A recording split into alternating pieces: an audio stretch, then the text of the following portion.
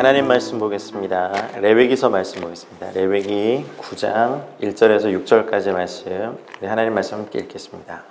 여덟째 날에 모세가 아론과 그의 아들들과 이스라엘 장로들을 불러다가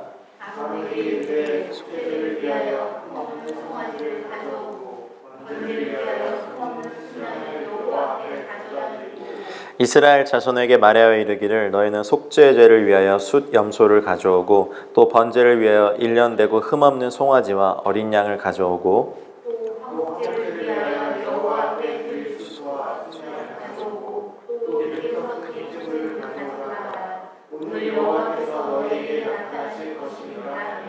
그들이 모세가 명령한 모든 것을 회막 앞으로 가져오고 온 회중이 나와 여호와 앞에 선지라.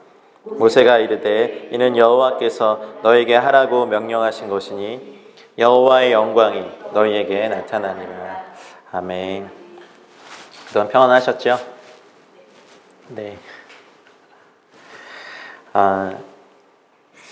어떤 말씀 또 전할까 들었는데 토라 포션이 딱 이 부분이잖아요. 그래서 오늘 이걸로 나누면 좋겠다라는 또 감동 갖고 왔습니다. 잘 살고 계시나요? 아까 들어올 때 부르시던 찬양이 내 영혼 평안해를 강제로 고백하시는 거 보니 힘드시구나 삶이. 주님의 큰 평강이 저와 여러분들 가운데 있길 주의 이름 축원합니다. 토라 포션의 순서대로 쭉 말씀을 묵상하셨다면 이제 오늘 9장이 그동안에 이제 그 8장에서 일어나는 그 제사장 위임식의 거의 마지막이죠. 제사장 위임식이 일어나고 아론과 그의 아들들이 드디어 이제 그 첫 번째 제사를 드리는 그 장면으로 들어가는 그 본문입니다. 지금까지는 이제 모세가 예배를 주도했지만 이제 오늘 본문에서부터는 아론이 제사장이 돼서 모든 제사를 집례하죠. 8장에서 시작된 안수식 그리고 일주일 동안 진행된 성별 의식이 이 9장에서 열매를 맺는다고 할 수 있습니다. 드디어 이제 아론과 그의 아들들이 제사장의 사역을 시작했죠. 쭉 이렇게 본문의 순서대로 토라 포션의 순서대로 묵상을 하셨으면 그동안에 저희는 출애굽기도 묵상하고 아론의 가문이 사실은 이렇게 대제사장 가문이 될 자격이 없습니다. 그 모세가 하나님 앞에서 이렇게 하나님 말씀 막 받고 있을 때 밑에서 금송아지 사건을 사실 주도한 인물이거든요. 근데 전승사에 보면 그 아론과 훌이 이러면 안 된다라고 막 막다가 사람들에게 돌에 맞아 죽었대요.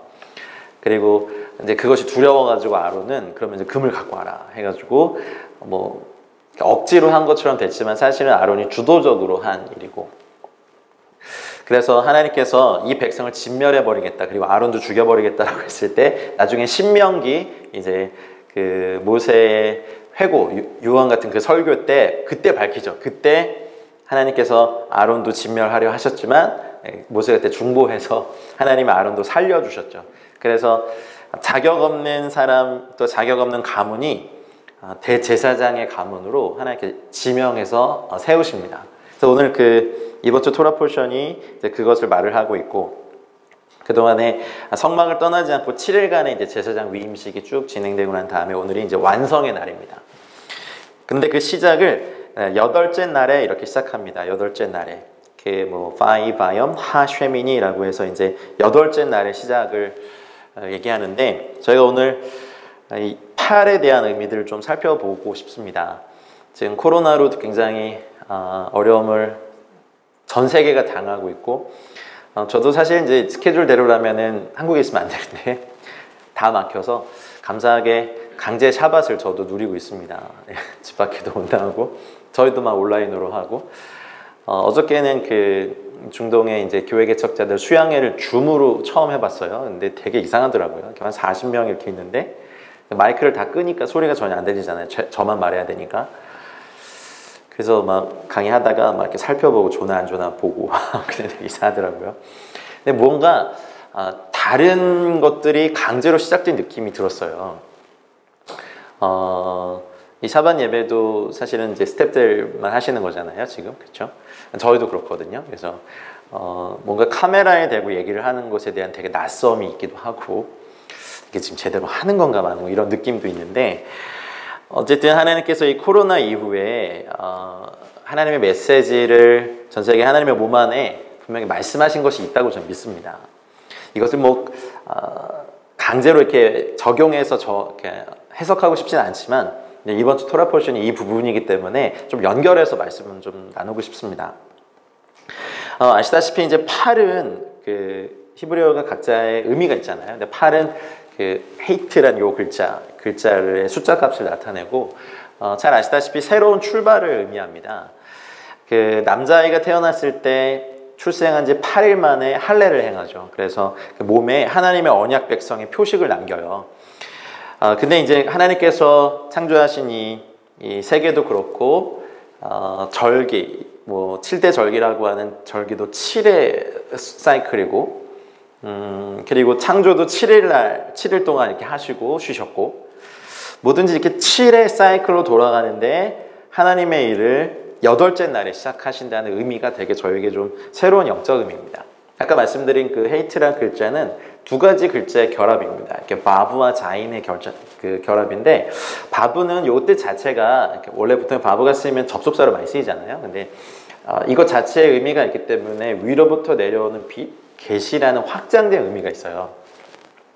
그리고 요 자인이라는 요 글자는 또 반사돼서 돌아오는 빛이라는 뜻이 있기 때문에 이 헤이트라는 이 글자를 의미해서 8째 날에 하나님께서 뭔가 늘 새롭게 시작하시는데 인류의 새로움은 예수 그리스도이기 때문에 이 글자를 놓고 보면 바브로 대표되는 예수님의 초림, 처음 내려온 빛과 다시 되돌아와서 내려오는 이 자인의 빛이 결합한 헤이트라는 글자는 주님의 초림과 주님의 재림을 예표하는 글자, 그래서 팔의 의미는 굉장히 중요합니다.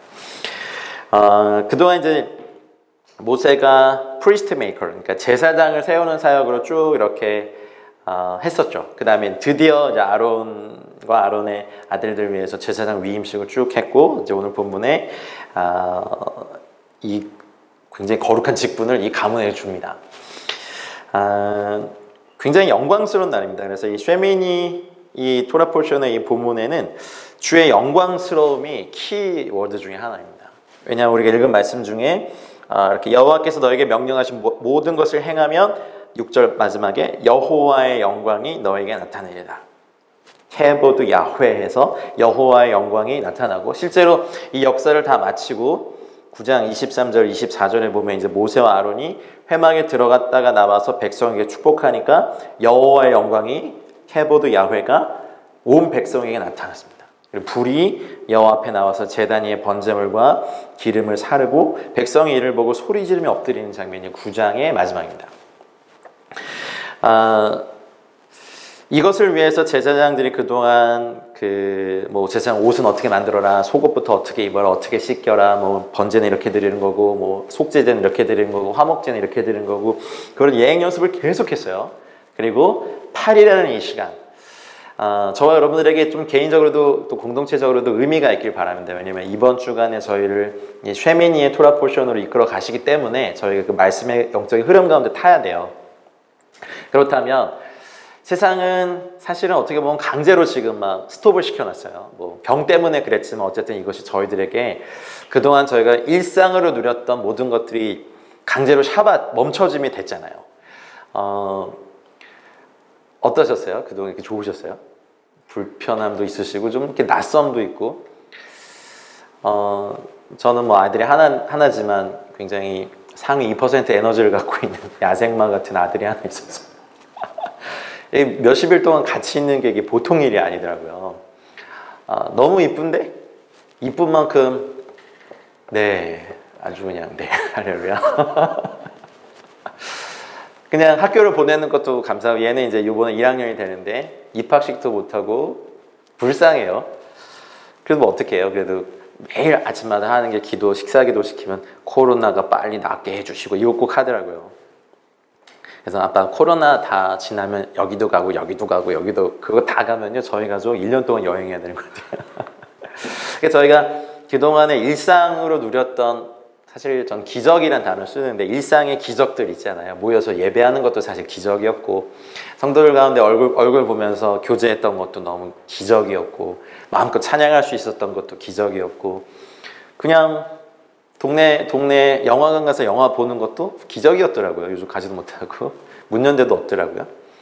마트 가는 것도 꺼려지고 사람이 무섭지만 또 사람이 되게 그리워지고 저희 교회도 좀 작은 교회지만 계속 이제 온라인 또는 가정 예배로 이렇게 드리고 있는데 되게 보고 싶고 그러니까 예배만 온라인으로 드리고 오후에 어딘가에서들 다들 만나시더라고요. 이렇게 공원에서 만나고 그리우니까 이제 몇 주는 잘 지켰어요. 뭐 저희 같이 작은 교회까지 뭐 공무원이 나오지는 않았지만 그냥 몇 주 안 보니까 또 되게 보고 싶고 또 같이 있을 때도 막 되게 꼴보기 싫고 막 그랬는데 몇 주 못 보니까 또 뵙고 싶고 그래서 이제 몰래 연락해서 어디 뭐 이렇게 한적한 공원에서 만나자 해서 애들 데리고 와서 또 노는데 이게 자가격리의 의미가 있나 싶을 정도로 그러니까 이게 참 되게 묘한 역설의 시간을 저희가 살고 있는 것 같아요.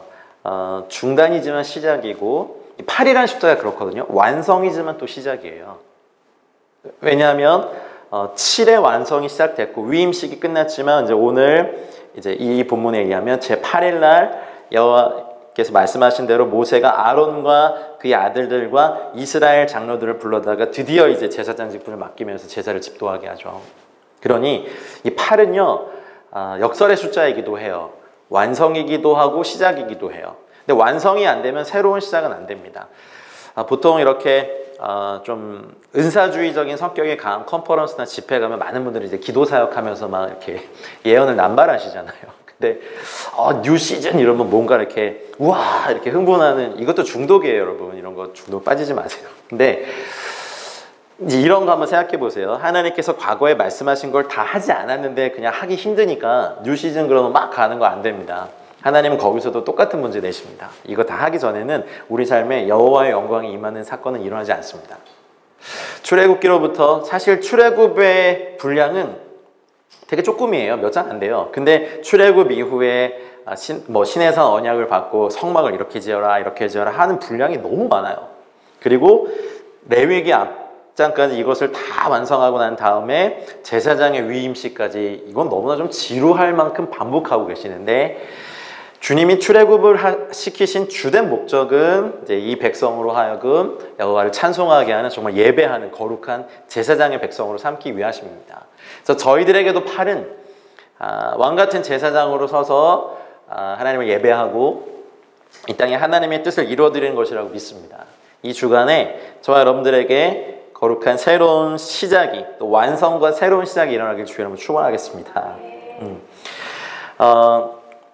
좀 본문을 좀 이렇게 좀 볼까요? 그래서 아론이 그 명한대로 나아가서 9장 8절에 보면 먼저는 자기를 위한 속죄제 송아지를 잡음에 이런 것이 있습니다. 근데 앞선 부분에 속죄제를 좀 연구해 보면요, 송아지를 드리는 게 아니거든요. 그렇죠? 송아지는 여기 딱 한 번 나와요. 그러니까 속죄제로 송아지를 드렸다는 것은 여러분 그 송아지를 누가 잡아야 돼요? 바치는 아론이 잡아야 돼요. 여기서는 자기를 위한 속죄제니까. 그러면 굳이 송아지를 잡게 하신 이유가 있겠죠. 뭐죠?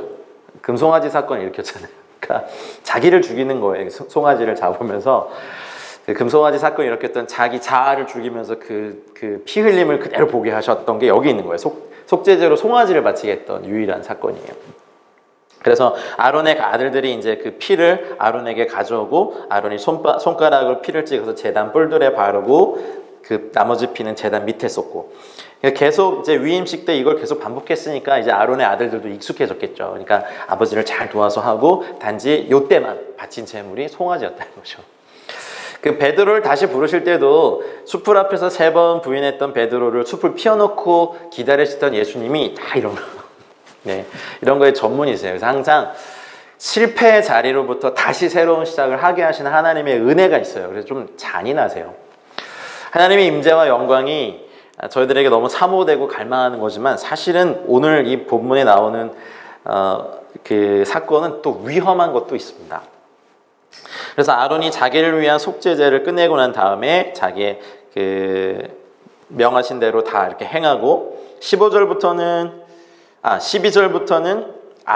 아들들이 그 제사를 도운 장면들이 나오고 15절부터는 백성이 예물을 드려서 백성을 위한 속죄제의 염소를 가져다가 전과 같이 죄를 위하여 드리고 첫 번째로 아론이 드디어 이스라엘 백성을 위해서 속죄제를 드리는 그동안 아주 오랫동안 준비되어 온 것의 완성이자 시작입니다. 이번 주간에 여러분들에게 이런 일이 일어나길 바랍니다. 그것이 무엇이든지 간에 그동안에 오래 기다려왔고, 그리고 이번 주간에 완성도 있고, 그리고 새로운 시작도 있게 되기를.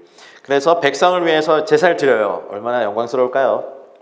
그래서 명령하신 대로 그 번제물에 드리고 불사로 그다음 화목제물로 드려서 백성을 위해 드리고 난 다음에 22절에 보니까 아론이 백성을 향하여 손을 들어 축복함으로 속죄제와 번제와 화목제를 마치고 내려오니라, 이렇게 되어 있습니다. 네, 전승에 보면 이때 아론이 백성을 축복했던 내용이 민수기 6장에 나와 있는 그 내용이래요. 아론은 블레싱이라고 하는. 근데 어찌됐든지 간에 아론에게도 자격 없는 어떻게 보면은 배신자 같은 자기와 자기 가문을 대제사장으로 세우셔서 처음으로, 우리식으로 하면 이제 목사 안수 받고 처음으로 축도를 하는 어떤 그런 순간들. 이렇게 저도 목사지만 이렇게 목사들끼리 한 얘기가 있어요. 이렇게 처음 축도한 날, 첫 설교한 목사 되고 처음 설교한 때, 그 다음에 처음 유아 세례 주었던 아이, 처음 주례 해줬던 커플, 처음 천국 환송 예배 해주셨던 어르신은 평생 못 잊어요. 저도 못 잊어요. 근데 되게 떨려요. 이렇게 전도사들은 이렇게 축도 안 시키잖아요. 근데 이제 목사가 되고 나서 처음 축도를 저도 하긴 했는데 너무 긴장해서 실수 많이 했죠. 막 요새는 이러고 이제는 해야 되는데 요새는 그러고 저도 모르게 이렇게 새끼손가락이 올라갔다 그러고 막 너무 떨려가지고. 그러니까 늘 이제 목사님들 축도만 받아봤지 실제로 해보는 건 너무 그래서 나중에 아내가 막 웃으면서.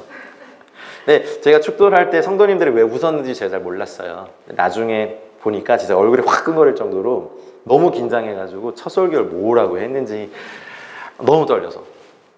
근데 지금 여기에 또 전승에 보면은 이때 온 이스라엘 백성이 이제 성막 봉헌식에 이런 모여야 되니까 하나님께서 여기를 초자연적으로 넓히셔서 60만 명 이상이 다 들어올 수 있도록 넓히셨다는 어떤 그런 게 있거든요. 만약에 그것이 가능해요. 여러분 60만 명, 최소 60만에서 100만 이상의 사람들 앞에서 첫 축도를 한 아론의 심장은 막 터져버릴 것 같습니다. 할렐루야. 예, 굉장히 영광스러워. 이 기회를 주신 것은 하나님이시고, 그 금송아지 사건으로 진멸시켜 버리려던 죄인에서 백성을 축복하는 대제사장이 되게 하셨던 하나님의 은혜가 이번 주간에 저와 여러분들 가운데 있기를 축복합니다. 사실 여기 있는 누구도 사실은 하나님의 사역을 감당하기에 퀄리파이 되는 자격 있는 사람 아무도 없습니다. 하나님의 은혜였고 하나님의 자비고 하나님께서 충성스럽게 여기서 맡겨주신 것이지 우리가 무슨 자격이 있어서 이런 사역들을 할 수 있겠습니까? 이번 주간에 그래서 더 겸손함의 은혜가 있기를 바랍니다. 그리고 23절에 모세와 아론이 회막에 들어갔다가 나와서 백성에게 축복하며 또 축복해요. 근데 왜 들어갔는지는 안 나와 있으니까 모르는데 모세와 아론이 회막에 들어가서 뭘 했을까 한번 생각해 보니까 각종 이제 추론이 가능한 것 같아요. 그래서 형제잖아요. 형, 여기를 위해서 오랫동안 우리가 왔다. 그동안 우리 힘들었지. 서로 막 격려해 주거나. 아니면 이제 모세가 그동안 담당했던 회막의 모든 기물들을 다시 한번 이제 이렇게 설명해 주면서 했었던 어떤 시간들을 가졌을 수도 있고. 어쨌든 회막의 하나님 앞에서 이 두 형제가 들어갔다가 나와서 축복합니다. 이것도 굉장히 영광스러웠을 거예요. 그러니까 23절에 드디어 여호와의 영광이 온 백성에게 나타났다. 아까 우리 6절 하반전에 이 모든 것을 명하여 행하면 여호와의 영광이 나타내라는 말씀이 드디어 임합니다. 저희도 다 그런 거 바라잖아요. 하나님의 거의 눈에 보이는 영광, 하나님의 실제적인 임재들이 우리가 사역할 때 어떤 그냥 일상적인 루틴의 일들을 하더라도 하나님의 영광이 임하는 영광이 특권이 있었으면 좋겠다. 이렇게 기도하고 있지만 하나님의 영광은 사실 굉장히 두려운 거라고 저는 생각합니다. 이 온 백성에게 여호와의 영광이 나타나니까 사람들이 불이 여호와 앞에 나와서 제단 위에 번제물과 기름을 사르니까 온 백성이 이를 보고 소리 지르며 엎드렸더래요. 너무 놀랍고 무섭고 경이롭고 찬란한 주님의 영광을 보니까 우리가 예배할 때 같은 시간에 같은 장소에 같은 사람들 모여서 같은 순서하고 하나님의 영광이 있든 말든 같은 노래 부르고 가는 것이 예배라고 하면 안 된다고 생각합니다. 날마다 더 갈망하고 하나님의 이 캐보드 야훼, 여호와의 영광이 임하면 사실은 뭐 누가 여기 서서 예배할 수 있겠어요. 뭐 누가 또 설교하러 감이 나와요. 그럴지라도 그런 영광을 보고 싶은 거죠.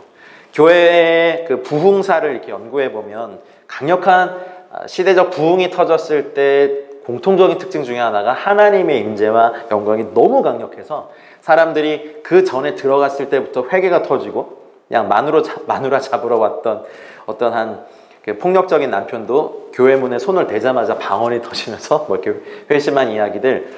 야, 정말 이런 일이 일어났을까? 그냥 반일을 하다가 하나님의 영광을 보고 막 이런 일들. 지하 탄광에서 막 천국의 세 번째 하늘을 봤던 어떤 광부들의 이야기들, 그런 거 읽으면서 와. 그리고 우리나라만 보더라도 평양 대부흥 때 그냥 학교 수업 시작할 때 했던 어떤 그 수업 기도가 하루 종일 회개 부흥회가 되면서 수업을 못하고 며칠씩 부흥회가 일어났다는 기록들을 볼 때 전율이 일어납니다, 사실. 근데 저희 민족은 이런 부흥을 경험한 민족이기 때문에 우리는 이것에 대해서 더 갈망하고 바라고 여호와께서 우리에게 명령하신 대로 이 모든 일을 행하고 난 다음에 우리 정말 바라는 건 우리 다음 세대에 거대한 교회 건물과 빚을 남겨주는 게 아니라 여호와의 영광이 임한, 여호와의 영광을 경험하고 눈에 볼 수 있는 여호와의 영광을 보는 이런 하나님의 하늘의 놀라운 것들을 저희와 저희 다음 세대에, 그리고 우리의 통일될 우리 한국에 넘겨주고 싶어요. 여러분들 그러시죠? 우리가 사역하는 목적도 우리의 목적을 막 드러내 그런 게 아니라 여호와께서 우리에게 명령하신 모든 것을 다 각 사역 공동체마다 각자의 부르심들이 다 있으니까 최선을 다해서 그것을 성취하고, 우리가 갈망하는 것은 우리 민족의 정말 저 휴전선을 뚫어버릴 지금 이번에 총선 결과도 참 이 색깔은 혹시 지지 정당을 표시하시는 건가요? 의자는 빨간데 어쨌든 뭐 뭔지 모르겠습니다. 아니 뭐 그게 다 정치 경향이니까. 근데 이거를 다 녹일 수 있는 건 하나님의 영광입니다.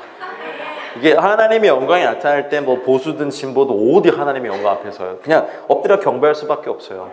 공산주의든 자본주의든 하나님 앞에 엎드려서 이렇게 예배하는 그 압도적인 영광을 저희 사실 보고 싶습니다. 그래서 이번 주간에 뭐 총선에 대해서 만족하는 분도 계시고 아니신 분도 있을 줄 압니다.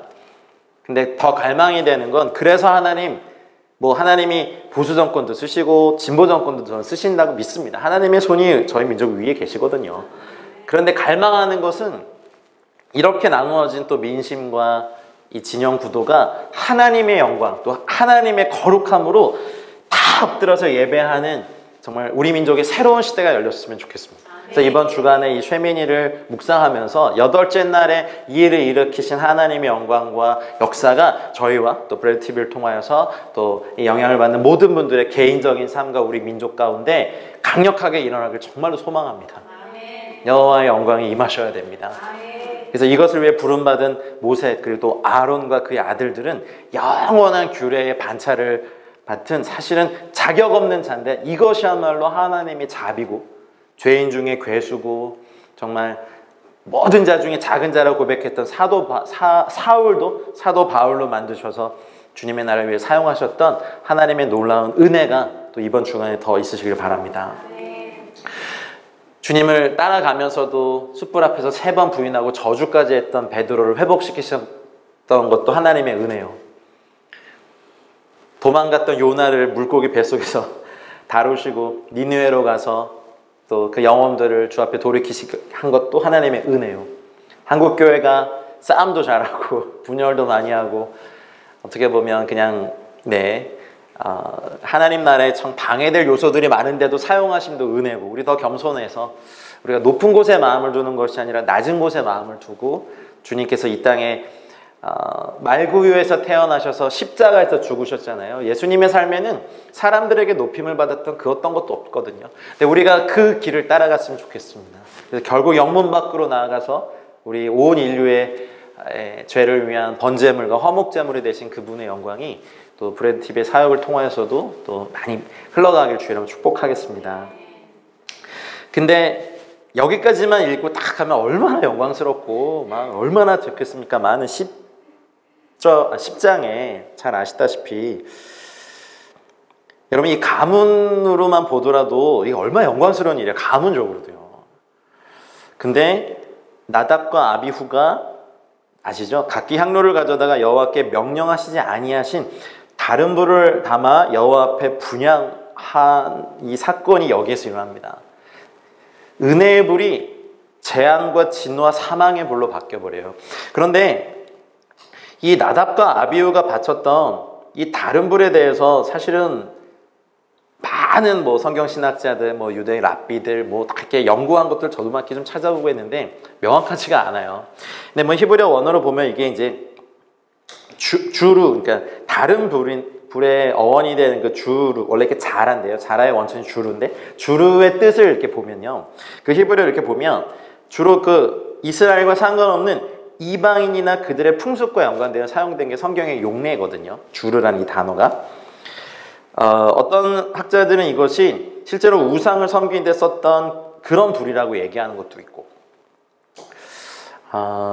너무 다양한 해석들이 있더라고요. 그래서 저도 뭐 감히 이것입니다라고 말하기는 좀 그렇지만 몇 가지 가능성은 좀 있어요. 어쨌든 그동안 그 위임식을 하면서 매일 이렇게 반복됐던 걸 보면서 늘 드렸던 그 불 해가지고 그냥 아무 생각 없이 그 불을 드렸을 수도 있겠고 아니면 이렇게 나답과 아비후가 여호와의 불에 삼킴바 되어 죽은 이후에 모세를 통하여서 말씀하신 게 있는데 회막에 들어갈 때는 포도주나 독주를 마시지 말아라 이런 말씀이 9절에 있거든요. 그래서 이유는 모르겠지만 어쨌든 나답과 아비후가 이것이 너무 기뻐서 그랬는지 포도주에 취했을 것이다 뭐 이렇게 해석하는 학자도 있더라고요. 정답은 저도 모르겠습니다. 어쨌든 근데 다른 불을 드렸다는 거죠. 여기 아까 9장까지만 하고 오늘 설교를 끝내면 얼마나 좋겠습니까? 10장이 이번 주에 저를 기다리고 있어요. 11장까지. 11장은 주로 이제 정결법에 대해서 음식의 법에 대해서 얘기한 거니까 주된 내용은 10장까지. 근데 여기 아버님 계시면 자기 눈앞에서 아들 둘이 새까맣게 타 죽어가는 것을 목도한 아버지의 심정이 한번 돼보시면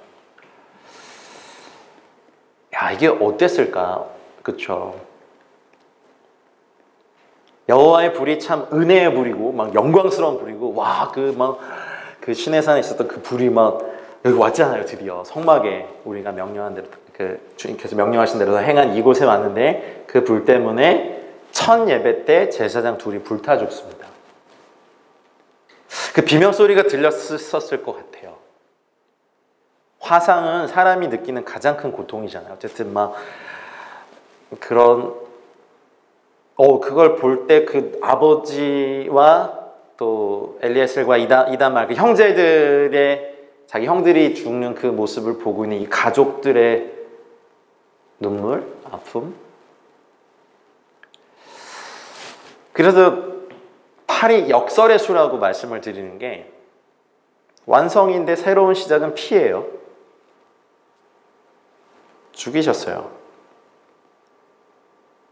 그리고 모세가 이제 제사장들이 지금만 임명됐으니까 그 동생들이 형들의 시체를 만지면 안 되니까 누구야? 아론의 삼촌 우시엘의 아들 미사엘과 엘사반을 불러서 시체를 진영 밖으로 메고 나가라.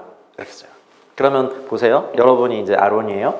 그러면은 대제사장의 옷을 입고 지금 막 축복하고 여호와 영광이면서 너무 이렇게 너무 기쁘다가 그 기쁜 상태에서 자기 두 아들이 불에 타 죽는 걸 보고 아비인 자기는 자기가 아들들의 시체도 못 만지고 자기 눈앞에서 아들들이 시커멓게 타가지고 진영 밖으로 나가는 것을 끝까지 봐야 되는 아버지의 마음.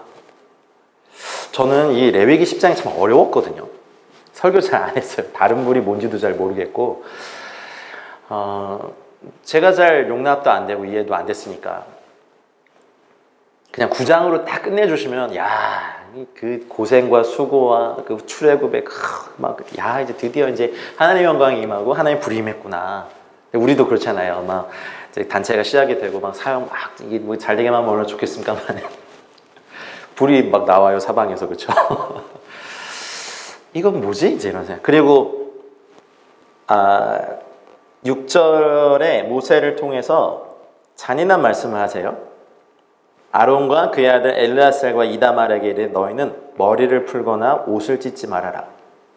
이게 자기 눈앞에서 아버지 그러니까 자기 눈앞에서 두 아들을 잃은 아버지한테 할 소리입니까? 인간적으로 한번 생각해 보시면 어저께가 저희 세월호 어저께 맞나요? 네, 그렇죠. 그런 분의 그 세월호 유가족이셨는데요. 그런 글을 봤어요. 간증이었죠. 자기는 원래 교회를 안 다녔는데 자기 자녀가 이제 교회를 다녔었대요. 근데 세월호 그 참사가 일어나고 제가 아무리 생각해봐도 얘를 너무 보고 싶은데 볼 수 있는 길이 나도 예수 믿고 천국 가면 얘 볼 수 있겠다 해가지고 그래서 교회 나왔다고 하시는 아버지의 간증을 제가 들은 적이 있거든요. 근데 그때 정말 눈물이 나더라고요. 얘를 볼 수 있는 길이 그거밖에 없으니까 내가 지금이라도 예수 믿고 나 죽으면 천국 가서 얘 보고 싶다고.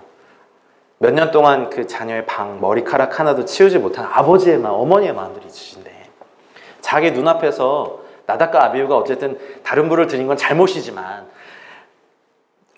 아들 둘을 잃은 아버지한테 슬퍼하지도 말라는 건 좀 너무한 거 아닌가 이런 생각들. 사실 10장을 읽을 때마다 저는 이게 참 이해가 안 됐거든요. 근데 사실 이번에 좀 개인적으로 기도하는 시간에 하나님이 이 본문을 알게 해주시더라고요. 이해가 안 되니? 그래서 안 되는데요. 이게 내 마음이야. 십자가에서 내 아들 죽일 때 내 마음이야. 만약에 이때 그래서 아버지의 그 슬픔 때문에 옷을 막 찢어버리고 대제사장의 옷을 찢어버리고 여호와께 성결 썼던 관 이렇게 던져버리고 머리 풀어서 만약에 아론이 대제사장의 직분을 거절했다면 하나님의 일들은 일어나지 않았습니다. 예수님께서 십자가에 달려서 돌아가실 때 엘리 엘리 라마 사박다니 나의 하나님 나의 하나님 어찌 나를 버리셨습니까? 막 외쳤을 때 태초 영원 전부터 너무 이렇게 사랑하시고 교제하시고 서로를 막 인정하시고 이렇게 너무 사랑하는 이 성부 성자 성령 하나님의 코이노니아 그 완벽한 코이노니아 안에 계셨던 분이 죽임을 당할 때 왜 죽어야 되는지도 알아요. 다른 부를 들여서 자기 아들이 죽는 거 아는데 그래도 그 마음이 있잖아요. 이게 생각대로들 움직이나요? 이게 잘 안 되잖아요. 그 슬픔. 그게 하늘 아버지의 마음이 레위기 10장은 십자가 예표구나를 알았어요. 그래도 이걸 풀면 안 돼요. 만약에 그게 너무 슬퍼서 성부 하나님께서 예수님께서 온 인류의 죄와 저주를 십자가에 이렇게 달려서 죽으실 때 더 이상 못 보겠다. 야 천사들 다 내려가. 저 지구 쓸어버려. 저 꼴보기도 싫고 어디 가서 말 잘 듣는 종족 하나 창조하자. 이럴 수 있으셨을까 없었을까. 근데 그러시면 안 됐어요. 수천 년간 이제 선지자들을 통해 예언하시고 온 인류를 구원하실 메시아가 그 길을 가셨어야만 했어요. 알고도 가셨어요. 근데 보셔야 했고 절대로 옷을 막 찢거나 머리를 풀면 안 돼요. 아론은 대제사장이기 때문에. 그래서 제가 이제 맥이 탁 풀리는 게 잘 모르고 그냥 이걸 봤을 때는 다른 불이 뭘까? 이제 여기에만 저는 이렇게 생각했거든요. 나는 하나님이 명하시지 않은 내 열심을 드리는 건가? 아니면 내 야망의 불을 막 드리는 건가? 아니면 다른 사람이 말하는 어떤 것을 드리는 건가? 이런 생각들을 하면서 사역해왔거든요. 근데 이건 내 마음이다. 십자가에서 내 아들 예수, 독생자 예수 그리스도를 봤던 성부 하나님의 마음이셨구나. 이것은 십자가의 예표였구나. 라고 생각하니 그래서 진영 밖으로 매어 나가서 시체를 처리하잖아요. 이 쉐미니 이 주간이 본문은 짧은데 이게 너무 큰 일이 있어요. 9장도 그렇고 10장도 그렇고 11장 이제 근데 그것을 대하고 음식법을 대하면 많은 생각이 또 들긴 하고 슬퍼하지도 못하게 하고 그러고 보니까 생각이 난 게 있어요. 에스겔도요. 에스겔 맞죠? 자기 아내가 죽었을 때 슬퍼하지도 못하게 했어요. 이것이 하나님의 사람들에 대한 여호와의 임재와 영광을 캐링하고 이렇게 사역해야 될 저희들에게 주신 엄중함이에요.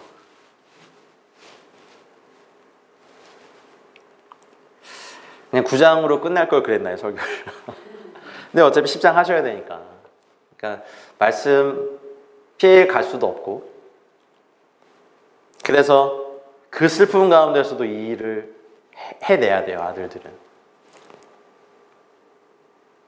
근데 한번 또 실수하죠. 속죄제로 드린 제물을, 백성이 드린 제물을 먹어야 되는데 그걸 또 불살라 버려가지고 나중에 10장 16절 17절에 보면 엘르아살과 이다말에게 모세가 막 화를 내요.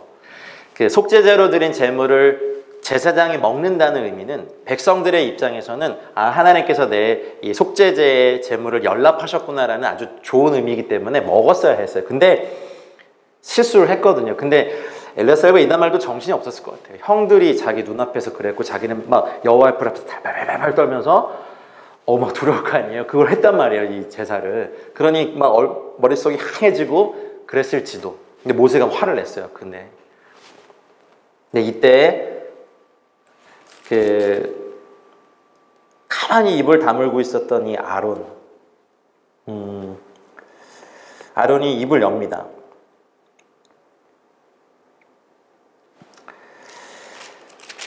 모세가 앞부분에서 아론에게 10장 3절에 나답과 아비후가 죽고 난 다음에 이거 제가 아까 안 읽었네요. 여호와의 말씀이라 이르시기를 나는 나를 가까이 하는 자 중에서 내 거룩함을 나타내겠고 온 백성 앞에서 내 영광을 나타내리라 하셨느니라. 이때 아론이 잠잠해요. 뭐가 들리겠어요? 아들 둘이 자기 앞에서 기록이 됐는데. 근데 엘르아살과 이다말이 실수한 걸 가지고 모세가 또 화를 낼 때 어쩌면 아버지의 마음으로 내가 또 입을 열지 않으면 지금 하루 동안에 내 아들을 다 잃게 생겼으니까 드디어 입을 열어서 말을 합니다. 19절에 아론이 모세에게 이르되 오늘 그들이 그 속죄제와 번제를 여호와께 드렸어도 이런 일이 내게 임하였거늘 오늘 내가 속죄 제물을 먹었더라면 여호와께서 어찌 좋게 여기셨으리요. 슬픔이지만 이 말로 자기 아들들을 변호합니다. 막아섭니다. 그래서 모세가 그 말을 듣고 좋게 여겼다라는 걸 넘어가줘요. 이 실수를. 모세의 온유함이 있는데 아직까지는 온유함이 그렇게 많이 안 보여요. 그리고 형이고 자기 조카들인데 그렇게 불로써 그것도 모세가 봤을 텐데 생명을 잃은 조카들에 대한 말로서 형에 대한 위로는 없고 그래서 십상이 좀 어렵더라고요. 그러나 이 일은 일어났었어야만 했어요. 그 일이 일어났다고 해서 제사장이 이 옷을 찢을 수는 없었어요. 여러분 이제 우리는 본질상 진노의 자녀였다가 예수 그리스도께로 돌아온 또 예수 그리스도로 옷 입은 사람들입니다. 우리의 인생에 아무리 어려운 일이 있더라도 우리가 찢어낼 수 없는 옷이 있어요. 바로 예수 그리스도로 옷 입은 우리의 정체성입니다. 그리고 주님께서 우리에게, 여러분에게 입혀주신 왕같은 제사장의 직분에 옷이 있어요. 한 분 한 분이 다 그렇습니다. 그리고 특별히 이 브레티비는 또 특별한 목적을 위해서 입혀주신 사역의 옷이 있어요. 힘든 일 있겠죠. 저도 난민 돕고 막 이렇게 탈북민 돕고 하다 보니 제 삶이 난민 같아요. 지금도 이제 긴급 지원 코로나 때문에 난민들 열심히 돕고 있는데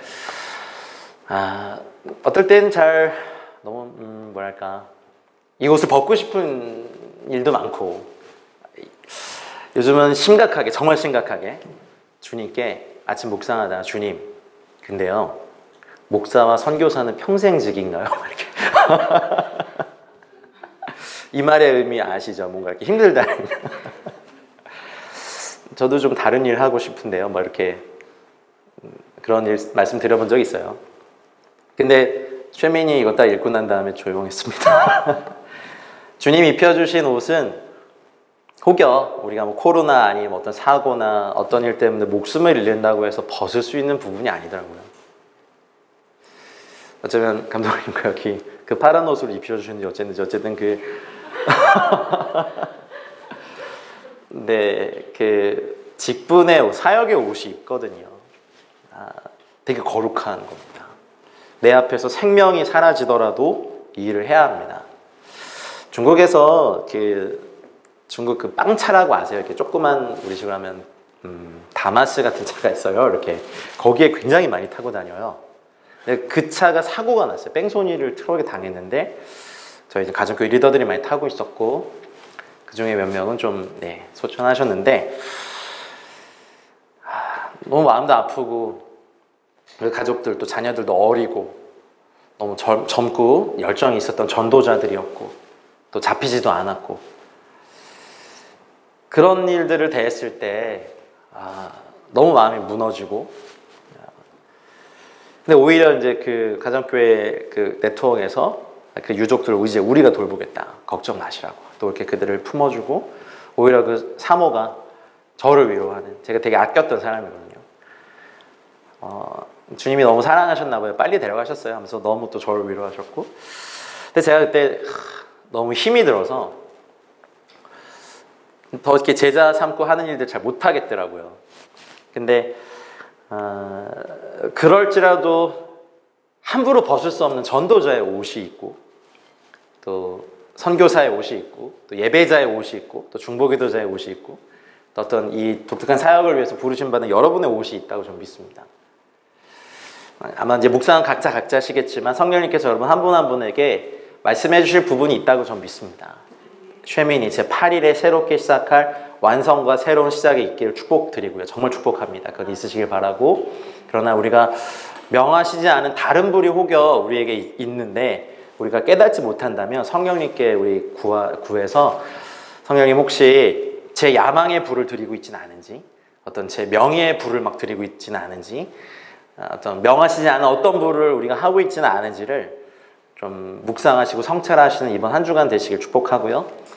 혹여 우리 인생에 가난이 있고 뭐 암이 걸리고 뭐 질병이 있고 혹여 전신마비가 일어난다 하더라도 주님께서 입혀주신 옷을 함부로 벗을 수 있는 권리가 저희들이 없다는 것.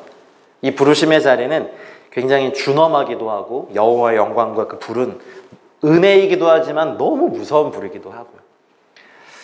그래서 하나님의 존전 앞에 산다는 것은 기쁘기도 하지만 두렵기도 하고 영광스러운 것이기도 하지만 떨리는 것이기도 한 것 같습니다. 그래서 8은 역설의 수고, 완성과 새로운 시작, 또 은혜와 진노가 같이 있는 이번 주간이 이 말씀의 인도하심이 저와 여러분들 가운데 더 강력하게 길 주여 축원합니다. 우리 같이 좀 기도하고 싶습니다. 혹시 반주를 해주시면 좋겠네요.